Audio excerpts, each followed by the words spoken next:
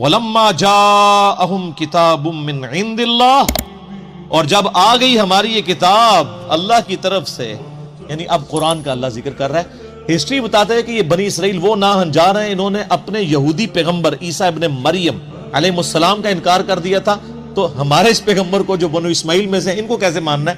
اب جب یہ کتاب ان کے پاس آئی ہے مصدق لما معہم، اس حال میں آئی ہے کہ جو کتابیں وہ خود مانتے ہیں نا، ان کتابوں کو یہ کتاب تصدیق کرنے والی ہے۔ یہ نہیں ہے کہ یہ کہہ رہی ہے کہ تسی سارے غلط ہو، چلو پھر تھوڑی کنفرنٹریشن آ جاتی ہے کہ یار یہ کتاب کہہ رہی ہے تورات بھی غلط انجیل بھی غلط، تو بندے کو دشمنی آتی ہے۔ جب یہ کتاب کہہ رہی ہے کہ تورات انجیل بھی اللہ کی کتابیں ہیں، اب کیا دشمنی ہے؟ اور تصدیق میں کیا قیامت مضمر ہے؟ تصدیق اس اعتبار سے بھی ہے کہ یہ کتاب کہتی ہے کہ تورات اور انجیل اللہ کی کتابیں ہیں، اور تصدیق اس اعتبار سے بھی ہے کہ تورات اور انجیل نے کہا تھا کہ پیغمبر آخر الزماں آئیں گے، ان پر کتاب نازل ہوگی صلی اللہ علیہ وآلہ وسلم، تو تمہاری کتاب جھوٹی ہو جانی تھی اگر یہ کتاب نازل نہ ہوتی۔ کیوں؟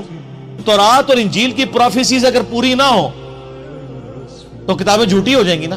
تو قرآن کا آنا ان کتابوں کو سچا کر رہا ہے کہ ان میں جو لکھا تھا نا کہ آخری پیغمبر نے آنا ہے، تو قرآن نے آ کے ان کتابوں کی عزت میں اضافہ کر دیا ہے۔ یہ تصدیق کرنے والی ہے، ان کتابوں کو بھی درست کہہ رہی ہے، اور پریکٹیکلی فزیکلی زبان حال سے مصدق بن کے آئی ہے ان کتابوں کی۔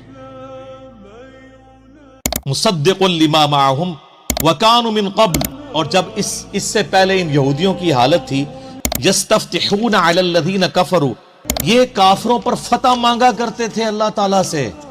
قرآن نازل ہونے سے پہلے تو اس قرآن کے اور اس پیغمبر کے یہ اتنے شہدائی تھے کہ جب کافروں سے ان کی جنگیں ہوتی تھی تو جنگوں میں جب ان کو شکست ہوتی تھی تو اس کتاب اور پیغمبر کے ذریعے سے اللہ کی طرف دعا مانگا کرتے تھے۔ کیا؟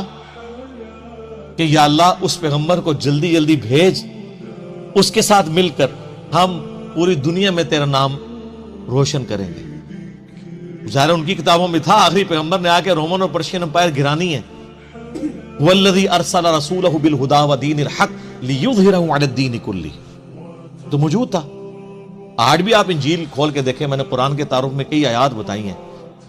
گوسپل آف جان جو ہے، یوحنا کی انجیل جو 4 چیپٹر ہے نا، ان میں سے ایک یوحنا کی انجیل ہے، اس میں چیپٹر نمبر 15 سے 18 تک موجود ہے۔ عیسیٰ ابن مریم کہتے ہیں کہ مجھے تم سے بہت کچھ کہنا ہے لیکن ابھی تم متحمل نہیں ہو ان باتوں کے۔ وہ ہستی جب دنیا میں آئیں گی نا، وہ تمہیں وہ ساری باتیں سکھائیں گی، وہ اپنی خواہش سے کچھ نہیں کہیں گے، ان کے منہ میں اللہ اپنا کلام ڈالے گا۔ وما ينطق عن الهوى ان هو الا وحی یوحى، وہی بات قرآن میں آئے گی، اور وہ دنیا میں میرا نام روشن کریں گی۔ دنیا میں عیسیٰ ابن مریم کا نام کس نے روشن کیا ہے؟ نبی صلی اللہ علیہ وسلم۔ کس اعتبار سے کہ یہودیوں نے جو ان پہ جھوٹے بلیم لگائے، ان کو معاذ اللہ دجال کہا، ان کی والدہ پہ تہمت لگائی، وہ بھی دور کی سورہ مریم کے ذریعے، اور عیسائیوں نے جو ان کے بارے میں ڈیوینٹی کلیم کی، تو اللہ تعالیٰ نے وہاں پہ بھی حضرت عیسیٰ کی صفائی پیش کی ہے۔ لقد کفر الذین قالوا ان اللہ هو المسیح ابن مریم، بے شک کافر تو اصل میں وہ لوگ ہیں جو کہہ رہے ہیں کہ عیسیٰ ابن مریم اللہ ہی نے عیسیٰ کا روپ دھار لیا ہے۔ وقال المسیح، جبکہ مسیح تو ایسا نہیں تھا۔ مسیح تو کہا کرتے تھے وقال المسیح یا بنی اسرائیل اعبدوا اللہ ربی و ربکم، اے بنی اسرائیل عبادت کرو اس رب کی جو میرا بھی رب ہے تمہارا بھی رب ہے۔ انہ من یشرک باللہ فقد حرم اللہ علیہ الجنہ ومأواہ النار وما للظالمین من انصار، بے شک جو کوئی اللہ کے ساتھ شرک کرے گا اللہ نے اس پہ جنت حرام کر دی ہے، اس کا ٹھکانہ دوزخ ہے، وہاں اس کا کوئی مددگار نہیں ہوگا۔ یار کیا شان ہے حضرت عیسیٰ کی۔ قرآن میں ہے وجیہا فی الدنیا والآخرہ، وجاہت والے ہیں اس دنیا میں بھی اور آخرت میں بھی۔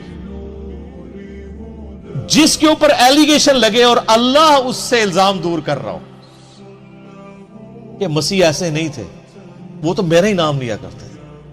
اچھا یہ ایک رخ ہے، لیکن اللہ تو آپ کو بتایا بڑا ڈڈ ہے۔ اللہ کا ایک دوسرا رخ بھی ہے اسی ٹاپک کے اوپر، وہ سورۃ المائدہ کا آخری رکوع ہے۔ قیامت کے دن جو حضرت عیسیٰ اور اللہ کی ملاقات ہونی ہے، سر وہ بندہ کانپ اٹھتا ہے۔ وہ جب یہ چیپٹر آتا ہے نا، اس میں جب زندگی شروع ہوگی، وہ جو ناول کا میں نے تعارف کروایا تھا، اس میں انہوں نے اس کو فلمایا ہے آڈیو ریکارڈنگ میں، ریٹن فارم میں۔ حضرت عیسیٰ ابن مریم، اللہ تعالیٰ فرمائے گا اے عیسیٰ کیا تو نے کہا تھا کہ تجھے اور تیری ماں کو میرے سوا معبود ٹھہرا لیا جائے. ہائے ہائے. حضرت عیسیٰ علیہ السلام کی اس وقت کیا حالت ہوگی؟ ہم کہ یا اللہ میری اتنی صفائیاں تو نے دی ہیں, تجھے نہیں پتا؟ سر یہ توحید کا معاملہ بہت سینسٹیو ہے, اتنا سینسٹیو ہے کہ اللہ تعالیٰ اس لیول پہ اترا ہے سورۃ المائدہ کی آیت نمبر 17 پہ کہ اگر اللہ ارادہ کرے عیسیٰ کو, اس کی ماں کو اور جتنے زمین میں ان کو موت دے دے تو اللہ کا کوئی کیا بگاڑ لے گا؟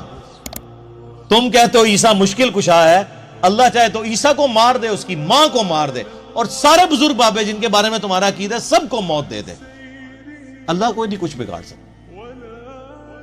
اور یہاں سورۃ المائدہ میں اللہ تبارک و تعالیٰ آخری رکوع میں, اس سے پہلے بھی بلکہ 72 نمبر آیت 75 نمبر آیت میں آتا ہے کہ عیسیٰ اس کی ماں کو مشکل کشا سمجھے ہوئے, وہ روٹی کھانے کے محتاج تھے, وہ نہ تمہارے نفع کے مالک تھے نہ نقصان کے. اللہ کہہ رہا ہے عیسیٰ اس کی ماں روٹی کھانے کے محتاج تھے. اگر ہم کہتے ہیں بابے محتاج ہیں تو ان کو وٹ چڑھ جاتا ہے. بابوں کی کیا اوقات ہے؟ بابے تو عیسیٰ ابن مریم کی جوتیوں کی خاک کے برابر بھی نہیں ہے, بلکہ آپ میں سے کئی لوگ ہیں جن کی جوتیوں کی خاک نہیں ہے, جو شرک کرنے والے بابے, جنہوں نے اپنی عبادت کروائی. لیکن اللہ تعالیٰ کیا فرما رہا ہے؟ یہ تمہارے نفع نقصان کے مالک نہیں. اس آخری رکوع میں پھر اللہ تعالیٰ جب یہ کہے گا نا اے عیسیٰ ابن مریم, کیا تو نے کہا تھا کہ لوگ تجھے اور تیری ماں کو معبود سمجھ لیں میرے ساتھ؟ تو کہیں گے اے اللہ مجھے کب شایع تھا کہ میں ایسی بات کرتا, میں نے تو بنی اسرائیل کو یہی کہا تھا کہ عبادت کرو اس رب کی جو تمہارا بھی رب ہے میرا بھی رب ہے. اور اے اللہ بالفرض اگر میں نے کوئی ایسی بات کی ہوگی تو تیرے علم میں تو ہوگی, کیونکہ جو تیرے جی میں ہے وہ میں نہیں جانتا, اور جو میرے جی میں ہے وہ تو جانتا ہے, تو ہی سارے غیبوں کا جاننے والا ہے. سر کس طرح کلیئر کٹ موتیوں کی طرح عقیدے بیان ہوئے ہیں قرآن میں. حالانکہ ان کو ڈٹنا چاہیے تھا, کانفیڈنس تھا نا, لیکن کہا کہ بالفرض اگر میرے دل میں بھی کوئی خواہش چھپی تھی نا خدا بننے کی, اللہ تیرے علم میں تو ہوگی نا, لیکن تو گواہ اس بات پہ کہ میرے کہیں پہ نہیں, اور اگر تھی تو تیرے علم میں ہوگی. اب تیرے دل میں کیا ہے وہ میں نہیں جانتا, یعنی اب تو کیا ڈیسیژن کرے گا یہ تیرے علم میں. تو پھر حضرت عیسیٰ کہیں گے اے اللہ یہ تیرے بندے ہیں, چاہے انہیں معاف کر دے چاہے انہیں پکڑ لے, یہ تیری مرضی. یعنی توحید کی باری آئی تو انبیاء کرام بھی سائیڈ پہ, کیونکہ ان کو اپنی فکر پڑ گئی.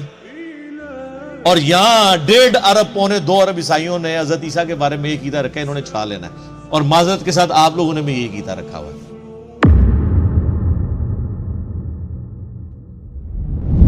اور ان کے پاس جب اللہ تعالیٰ کی کتاب ان کی کتاب کو سچا کرنے والی آئی, حالانکہ پہلے یہ خود اس کے ذریعے کافروں پر فتح چاہتے تھے, تو باوجود آ جانے اور باوجود پہچان لینے کے پھر کفر کرنے لگے.